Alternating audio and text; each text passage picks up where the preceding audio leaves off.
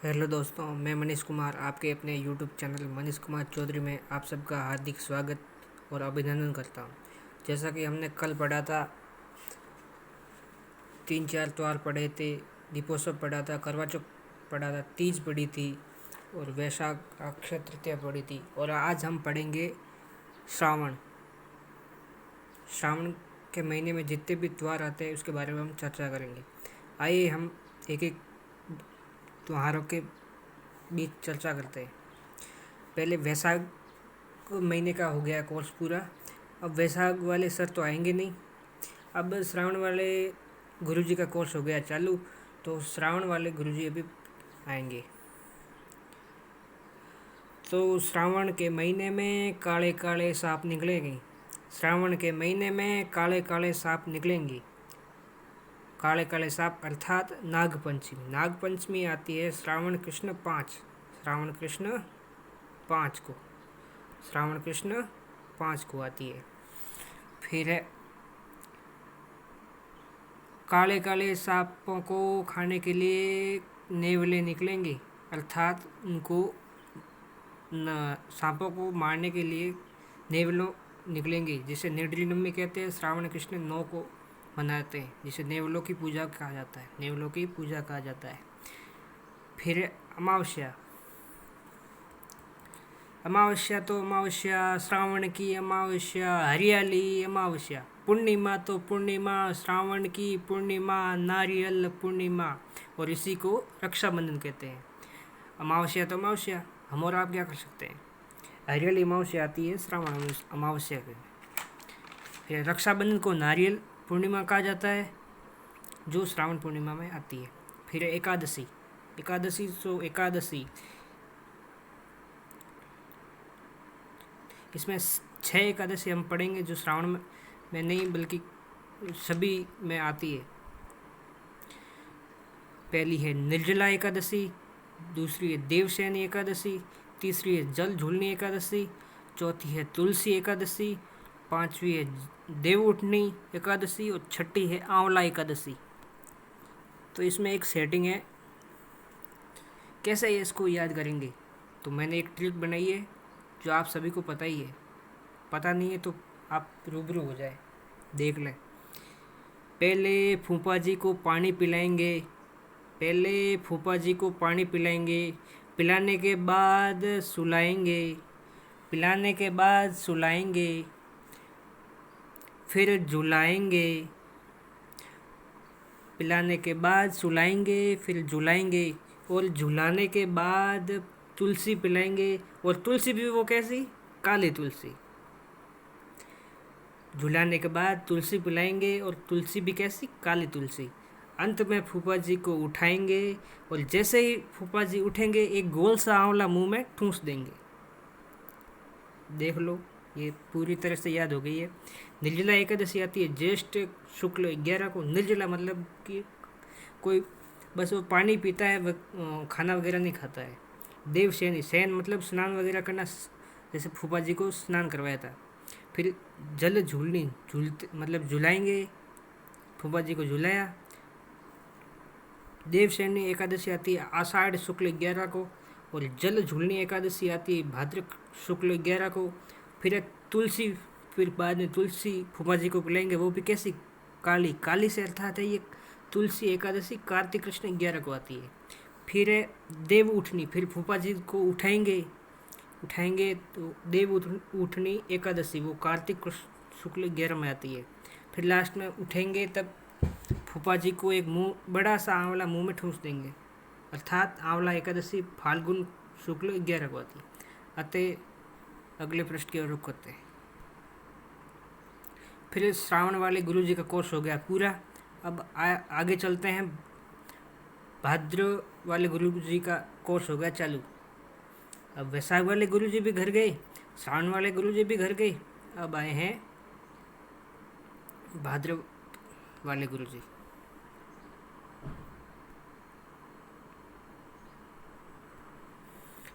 भाद्रपद, संकट चौथ या बहुला चौथ। भाद्र कृष्ण 4 को मनाया जाता है। उबसठ, चंद्रसठ या हलत छठ ये भाद्र कृष्ण 6 को मनाया जाता है। फिर है कृष्ण जन्माष्टमी, भाद्र कृष्ण 8 को मनाया जाता है। फिर है गोगादमी, ये भाद्र कृष्ण 9 को मनाया जाता है। फिर है बच बारस, इस दिन बछड़ों की पूजा होती है, ये भाद्र कृष्ण 12 को मनाया जाता है। फिर है हरतालिका तीज, इसे रोड तीज भी कहा जाता है, ये भाद्र शुक्ल 3 को मनाया जाता है। फिर है गणेश चतुर्थी, ये भाद्र शुक्ल 4 को मनाया जाता है। फिर है ऋषि पंचमी, ये भाद्र शुक्ल 5 को मनाया जाता है। फिर है तेजादशमी, तेजादशमी ये भाद्र शुक्ल 10 को मनाया जाता है। फिर है अनंत चतुर्दशी, ये भाद्र शुक्ल 14 को मनाया जाता है। आइए अगले प्रश्न की ओर रुख करते हैं।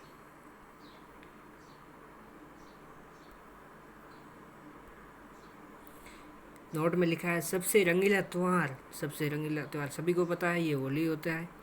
फिर पत्थर मार होली कहाँ की प्रसिद्ध है, यह है बाड़मेर की प्रसिद्ध है। फिर कोड़ा मार होली कहाँ की प्रसिद्ध है, ये भिनाए जो कि अजमेर में पड़ता है वहाँ की प्रसिद्ध है। फिर लठ मार होली कहाँ की प्रसिद्ध है, यह महावीर जी जो कि करौली में पड़ते हैं वहाँ की प्रसिद्ध है। फिर देवर भाभी की होली कहाँ की प्रसिद्ध है, यह ब्यावर अजमेर की प्रसिद्ध है। फिर गाबा कपड़ा फाड़ होली जो कि ये पुष्कर अजमेर की प्रसिद्ध है, जिसमें जो भी कपड़े पहने हुए उसको दौड़ा दौड़ा कर फाड़ा जाता है। फिर गिली होली जो कि करौली की प्रसिद्ध है। फिर बादशाह होली व दूध दही की होली, ये नाथ द्वारा जो कि राजसमंद पड़ता है वहाँ की प्रसिद्ध है। फिर गोबर के कंडों, कंडों को कहते हैं जैसे साणे की होली गलियाकोट डूंगरपुर की प्रसिद्ध है। फिर अंगारों की होली, अंगारों की होली जो कि लाल सोट दोसा व केकड़ी अजमेर की प्रसिद्ध है। फिर डेगची डोलची बाल्टी मार होली बीकानेर की प्रसिद्ध है, इसमें कलर लेके बाल्टी को मारा जाता है किसी के ऊपर, ये बीकानेर की प्रसिद्ध है। फिर राड रमन होली, ये भिलोड़ा गांव डूंगरपुर का प्रसिद्ध है। आइए अगले प्रश्न की ओर रुख करते हैं। फिर होली, होली आती है फाल्गुन पूर्णिमा में। फिर धुलंडी, धुलंडी आती है चैत्र कृष्ण 1 में। फिर शीतलाष्टमी, शीतलाष्टमी के नाम बाछोड़ा को भी मनाया जाता है। बाछोड़ा मतलब उस दिन चूल्हे मतलब जलाया नहीं जाता, चूल्हे को ठंडी रोटी खाई जाती है। शीतलाष्टमी व घुड़ला त्यौहार, शीतलाष्टमी के दिन घुड़ला त्यौहार मनाया जाता है जो कि जोधपुर का प्रसिद्ध है। चैत्र कृष्ण 8 को मनाया जाता है। फिर नव वर्ष, नव संवत्सर व उसे गुड़ी पड़वा कहा जाता है जो कि चैत्र शुक्ल 1 को मनाया जाता है। फिर गणगौर, गणगौर मनाया जाता है चैत्र शुक्ल 3 को। फिर रामनवमी, रामनवमी मनाई जाती है चैत्र शुक्ल 9 को। आइए अगले प्रश्न की ओर रुख करते हैं। महावीर जयंती मनाई जाती है चैत्र शुक्ल 13 को। हनुमान जयंती मनाई जाती है चैत्र पूर्णिमा को। इसमें नोट में लिखा है गणगौर 16 दिनों तक मनाई जाती है, सभी को पता है, पहले पढ़ा चुके हैं। राजस्थान में सर्वाधिक गीतों वाला त्यौहार गणगौर है। सर्वाधिक गीतों वाला त्यौहार कौन सा है, गणगौर है। राजस्थान का गणगौर त्यौहार मिस्र देश के एक त्यौहार के समान है। राजस्थान का गणगौर त्यौहार मिस्र देश के एक त्यौहार के समान है, बिल्कुल समान है। गणगौर पर महिलाएं मैदा की एक चाशनी युक्त मिठाई बनाती है जिसे गुणे कहते हैं, गणगौर के दिन महिलाएं मैदा की एक चाशनी युक्त मिठाई बनाती है जिसे गुना कहा जाता है। सबसे प्रसिद्ध गणगौर जयपुर की है। गणगौर की सवारी जयपुर की है। बीना ईसर की गणगौर जैसलमेर की है। और ढींगा गणगौर ये उदयपुर की है। गुलाबी गणगौर नाथ द्वारा राजसमंद की है जो कि चैत्र शुक्ल 5 को मनाई जाती है। आइए अगले प्रश्न की ओर रुख करते हैं।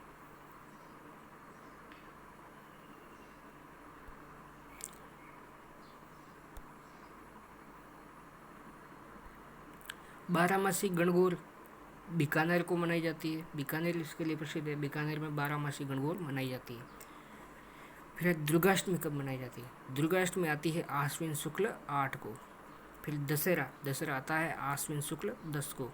फिर करवा चौथ आती है कार्तिक कृष्ण 4 को। अहोई अष्टमी ये अति महत्वपूर्ण है, कई बार एग्जाम में पूछा भी जाता है। अहोई अष्टमी कब मनाई जाती है, कार्तिक कृष्ण 8 को। फिर धनतेरस मनाई जाती है कार्तिक कृष्ण 13 को। फिर रूप चतुर्दशी, जिसे नरक चतुर्दशी भी कहा जाता है और हनुमान जयंती भी कहा जाता है, जिसे कार्तिक कृष्ण 14 को मनाई जाती है। फिर दीपावली, कार्तिक अमावस्या को मनाई जाती है। गोवर्धन या अन्नकूट पूजा जो कार्तिक शुक्ल 1 को होता है। भैया दूज कार्तिक शुक्ल 2 को होता है।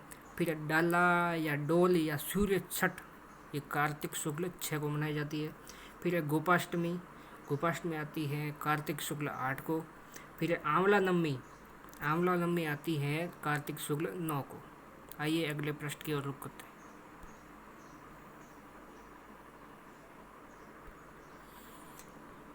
नोट में लिखा है, राजस्थान में सबसे प्रसिद्ध गोवर्धन या अन्नकूट महोत्सव नाथद्वारा राजसमंद का है।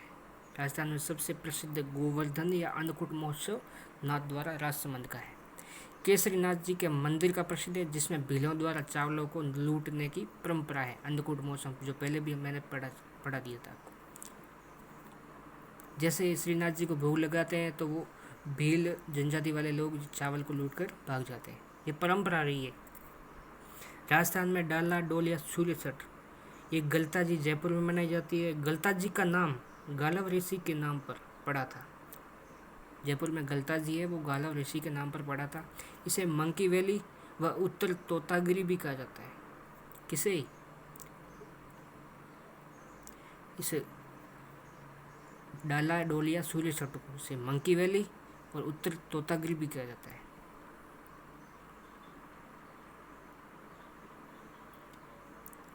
फिर तिलकुटा चौथ, ये माघ कृष्ण 4 को मनाई जाती है। फिर मौनी अमावस्या, माघ अमावस्या, ये माघ अमावस्या को मनाई जाती है। फिर बसंत पंचमी, ये माघ शुक्ल 5 को मनाई जाती है। फिर शिवरात्रि फाल्गुन कृष्ण 13 और 14 को मनाई जाती है। इसमें और राइट आंसर 14 है।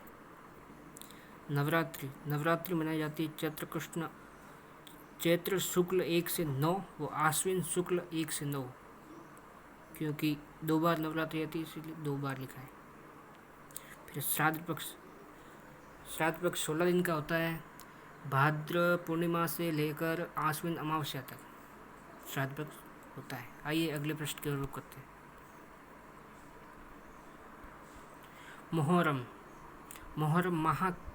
मुहर्रम माह के 10वें दिन ये मनाई जाती है। इस दिन ताजिए निकाले जाते हैं। किस दिन? मुहर्रम के दिन ताजिए निकाले जाते हैं, जिसमें ताशा वाद्य यंत्र बजाया जाता है। किस दिन? मुहर्रम के दिन। फिर ईद उल जुहा या बड़ी या बकरा ईद कहा जाता है, जो जिलहिज माह के 10वें दिन मनाया जाता है। क्या? ये बकरा ईद या ईद उल जुहा।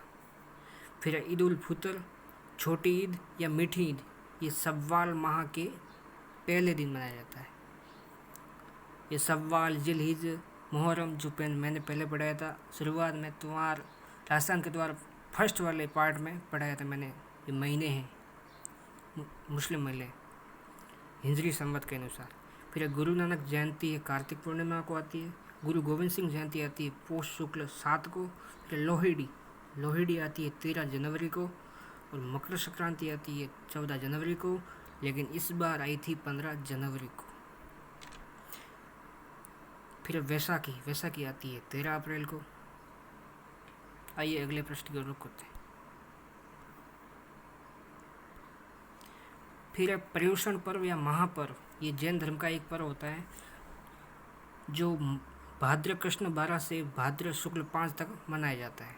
फिर पड़वा ढोक आश्विन कृष्ण 1 को मनाया जाता है। फिर सिंजारा, ये वर्ष में 2 बार मनाया जाता है। पहला तो मनाया जाता है श्रावण शुक्ल 2 में, दूसरा मनाया जाता है चैत्र शुक्ल 2 में सिंजारा।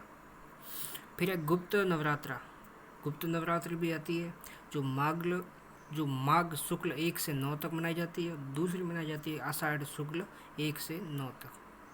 फिर राधा अष्टमी मनाई जाती है भाद्र शुक्ल 8 को। फिर बड़ी सातम या बड़ी सातम को थदड़ी भी कहा जाता है, ये भाद्र कृष्ण 7 को मनाई जाती है, जो सिंधी समाज के लोग मनाते हैं। फिर नरसिंह जयंती मनाई जाती है वैशाख शुक्ल 14 को।